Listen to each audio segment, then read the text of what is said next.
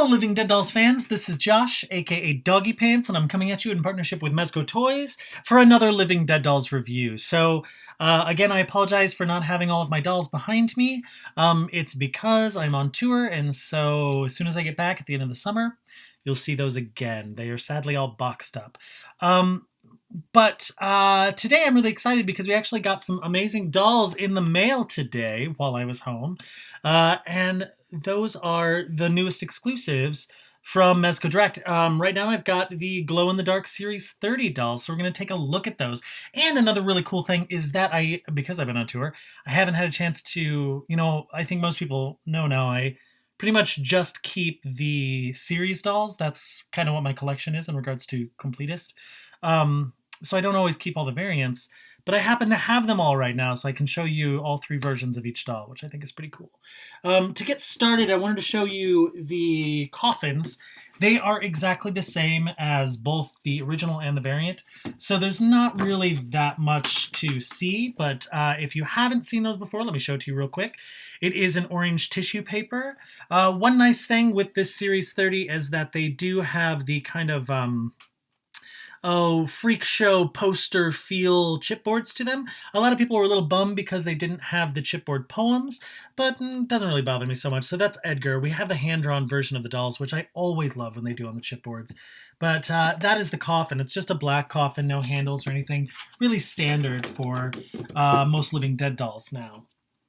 Like always, I'm going to start with my least favorite and go to my favorite. Again, these are really good dolls. They've stepped up the quality a little bit these last couple of series. So yeah, I'm pretty happy with them. But let's start with my least favorite, and that is Lucy the Geek. She's a pretty cool doll, and I found that a lot of people were really into this glow-in-the-dark version. It seems like on Facebook, people are really trying to get their hands on her. The set is limited to 50, so they're all amazing, and if you can get a hold of one, keep it in your collection. It's going to be a really special item down the road. But let's take a look at her real quick. So for this variant set, the glow-in-the-dark set, the outfits are all exactly the same. We've seen that recently with a lot of the glow-in-the-dark releases that they've done. They did it for Series 29. They did it for the Resurrection series this year as well. The outfits are the same. The design of the dolls is the same. The only difference, with the exception of Lucy, but I'll get to it in a minute, is that the plastic that they use is glow-in-the-dark plastic. So let's take a look at her outfit. It's a pretty standard dress that she's got on here. It's a really simple dress with some ribbon right here that goes up over the shoulders. And the design on this dress are these little teeny flowers. So you can see it. It's a nice little pattern. She's got this ribbon around her waist with a little flower piece right here. And then this is all one piece. It does Velcro up the back. She does not have shoes. It is a shoeless doll, no socks. But she does have this cute little jacket that she's got on. It feels a little like Camilla, yeah, hello. Series 20, her kind of little shrug jacket thing that she's got going on. But this one is a brown, tannish brown. But here's a nice up-close picture of it. So it does have some volume in the arms. There is elastic around the bottom of the arm, too. And then it's got I don't know, what would you call that? It's not a peplum, but it's like the curvy little detail that comes all the way around and goes all the way down the bottom of the coat as well. Her hair is a yarn hair. It's a really thin yarn hair, so it feels a lot like Hush, maybe, from Series 6. But it's really thickly rooted. Like, you can just see how much hair we've got going on here. It does tend to be a little bit of a problem with her bow. So she's got this cute little bow, and there's plastic that attaches the bow around her head. It's that same plastic that we first saw on Violet and Rose from the Valentine's Day series. So there's not a lot of give to it. It's not elastic. So you just want to be really careful with that because it can stretch and it can break. And especially with all of her hair, it's really... I find this is the way that I like her hair the best. So I've done that with all three of my versions. But a lot of times we see the front is actually pulled to the front of the plastic, like the front part of her hair.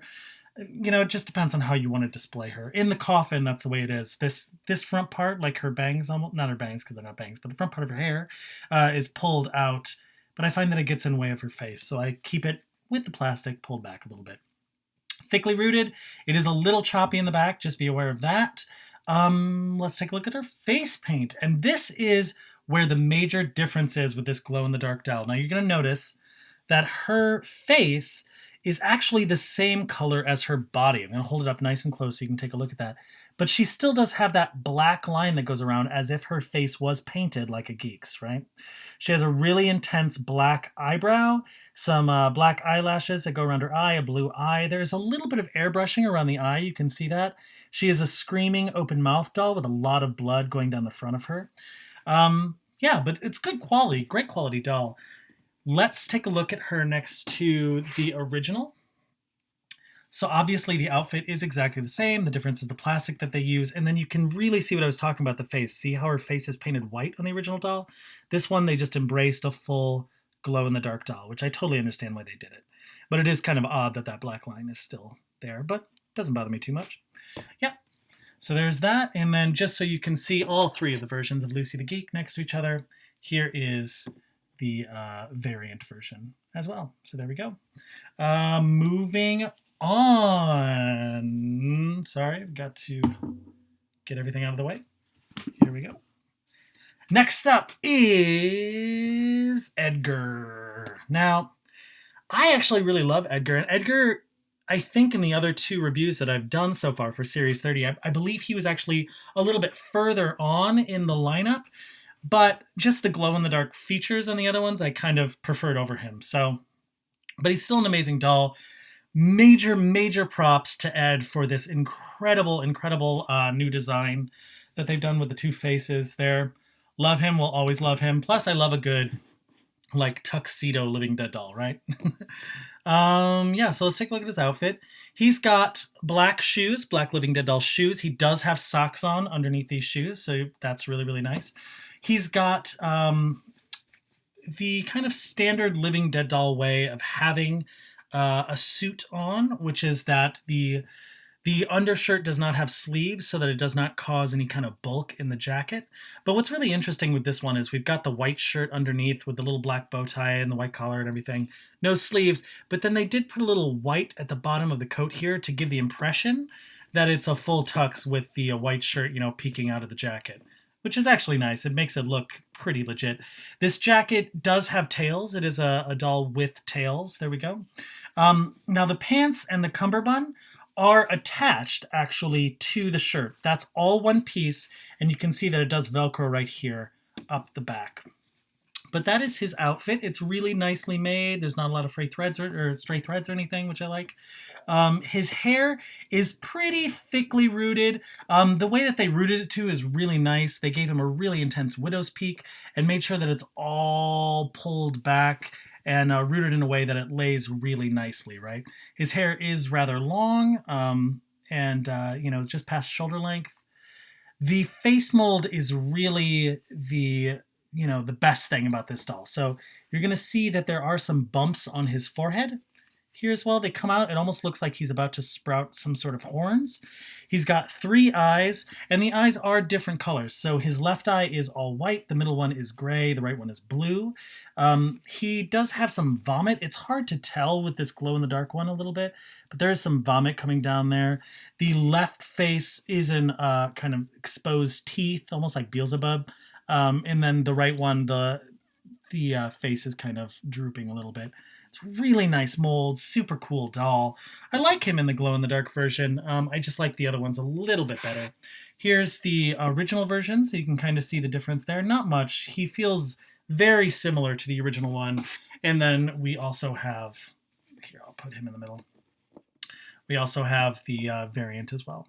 But those are the 3 versions of Edgar. Let's keep moving. All right. Moving on. We've got the Madam. Ah, yes, the Madam, who is kind of the leader of this series, in my opinion. She is kind of the leader of the freak shows, I believe.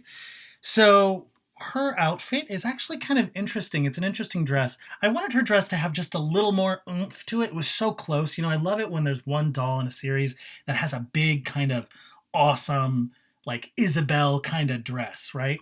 And I feel like they could have just done a little bit more with her skirt because the bodice of this is actually pretty cool. But for the most part, the dress is nice.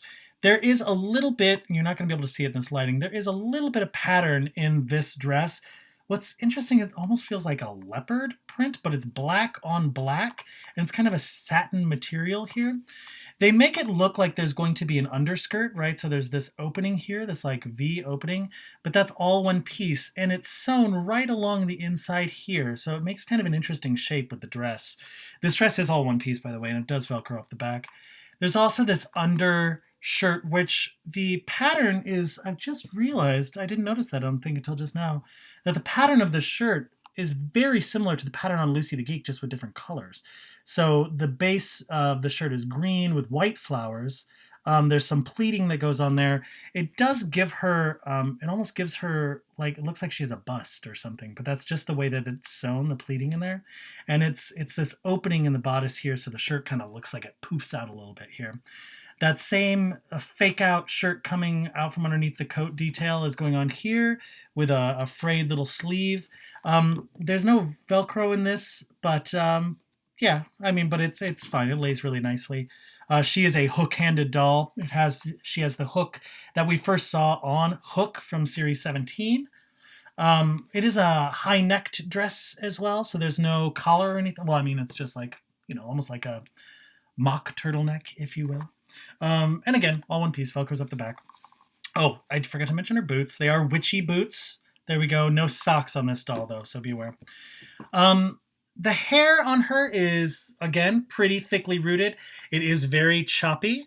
And I've seen this on all of the produced versions of the Madam. Yes. Yes.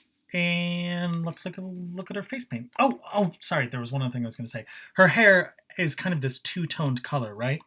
So if you look closely, it does have some brown colors in her hair with a white overlay, which the brown really shows up more, I find, on the variant, but I'm starting to think that it's actually the same colored hair.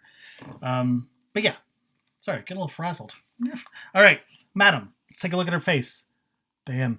I actually really like her face in the glow in the dark, right? She's a very simple Living Dead doll's face. A black lip. She's got some green eye there with a little bit of yellow on the inside. There is some, it almost looks like airbrushing on her eye, but it's not. It's this kind of faded out color coming off of it. And then a lot of heavy black eyeliner around her as well. And then we do have the veining. And like I've said before, I was kind of tired of the veining on the Madam. Just it felt like a nod to a lot of older Living Dead dolls, but something about her being in the glow in the dark and the veining being white, it's very subtle and kind of in all the right ways, right?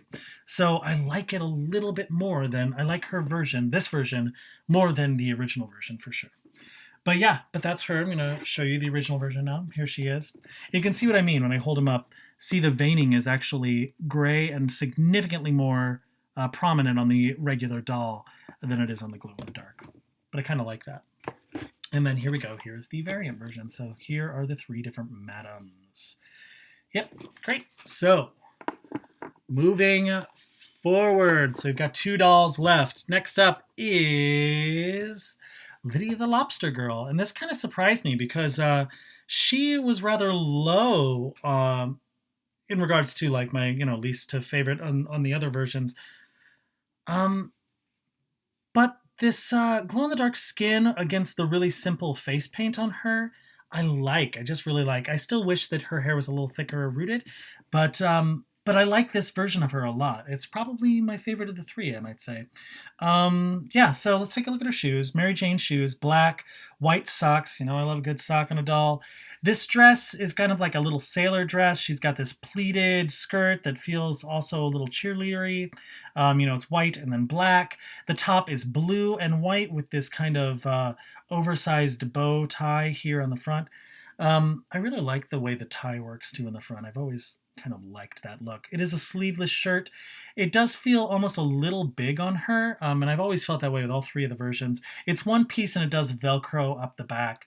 Her hair is kind of a really nice hairdo. It feels a lot like the Resurrection version of Deborah Ann, the design of it. So we've got this intense side swoop that comes down here. The rest of it's pulled back in this tight bun, held with a little, plastic hair holder there.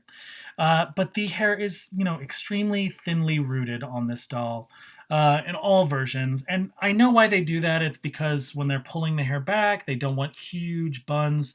It's a lot to manage, especially if, you're not going to really be able to tell how thin it is because of the hairdo. So it's fine. Where this doll really shines is the face paint. I love the simplicity of Lydia. Beautiful red lip, really simple eyebrow, kind of a haunting blue eye. There's some red around her face. It almost looks like she's got a little bit of rosacea or something. Very sleepy blue eye, and there's a lot of kind of red, and it looks like super sad, right? The major difference on this doll from other Living Dead dolls is the new molds for the hands, right? Because she is Lydia the Lobster Girl, so there are her lobster hands.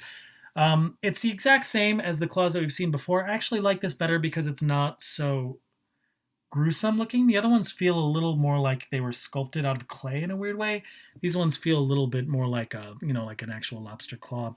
I'm also surprised that they didn't paint the nails like they've done on the other versions as well on this one, but I still like it. I think she's really pretty. Yeah, but that is Lydia the Lobster Girl. Here's the original version of her, and you'll see what I mean by the see the little dots there and the shading on the arm. It's not the case on this one. But there we go. There's the original, and here is the variant as well. So there we go. So that is Lydia. Moving on. So that means, and this was true for all three of my reviews in regards to Series 30, that my favorite is, of course, the Fiji Mermaid, or Ariel. She is super cool, and especially super haunting and glow in the dark. Take a look at this doll, you guys. It looks like a weird ass sea creature, and I dig it. I dig it. Let's take a look at her tail. So her tail is this kind of almost like a fake pleathery kind of material. It is stuffed. You can see the way that it's sewn right on the side, and the bottom piece is also a separate piece that was kind of sewn, so you can see these seams there. The one thing that I love about this doll is the way that they've stitched the tail onto the body, so it really does feel like the Fiji Mermaid. So you can see these staples that go into her body with a little bit of blood dripping here and there and surrounding the staples. She is a topless doll. A lot of people were bummed about her not having any shirt or anything going on there. But it was a serious nod to the Fiji Mermaid, so it doesn't bother me personally at all. I actually think it's kind of cool. It gives her a little bit of a uniqueness. Her face in this glow in the dark, look at that. It looks like her features are not completely formed, right? I love it. The red eye with a little yellow pupil. There's some weird airbrushing around her mouth and her eyes. She has the white eyebrows that are kind of arched up. Then we've got a little bit of red veining that almost feels coral-like coming up her face. She's got a little bit of green coming out of her mouth as well. Then we've got her hair, which is white. It's very choppy in the back. Again, that doesn't bother me so much. White, almost pinkish a little bit. But I love her. She's so simple, so beautiful. Really looks haunting in this version. Great job. I'm going to hold up the original version. Here we go. So you can kind of see them next to each other. Do you see what I mean about her features almost disappearing? And I just like it. I think it's cool. And then, of course, most people really, really do love the variant version, which has black hair. But there are all three of them together. Yep. So that is it, you guys. Let's take a look at all 5 of the dolls together. And I'm going to see if I can get you a little bit of the glow-in-the-dark aspect going. I use black lights because it's so hard to film glow-in-the-dark dolls. But at least it'll give you an idea. So here, let me do this. And I'm going to turn off the lights. And there we go, you guys. There they are. Series 30 glow-in-the-dark. Super cool dolls. They are already sold out, so sadly you're not going to be able to snag them probably. But if you see them for sale on eBay or something like that, you may have to pay a pretty penny. But I think that they are worth it. Here, I'm going to turn on the light. Boom. So yeah, thank you guys so much for watching. I'm going to come back, really, really soon because I also got in the glow-in-the-dark Wizard of Oz dolls, so we'll take a look at those as well. Again, thanks so much for watching, you guys. Talk to you later. Bye.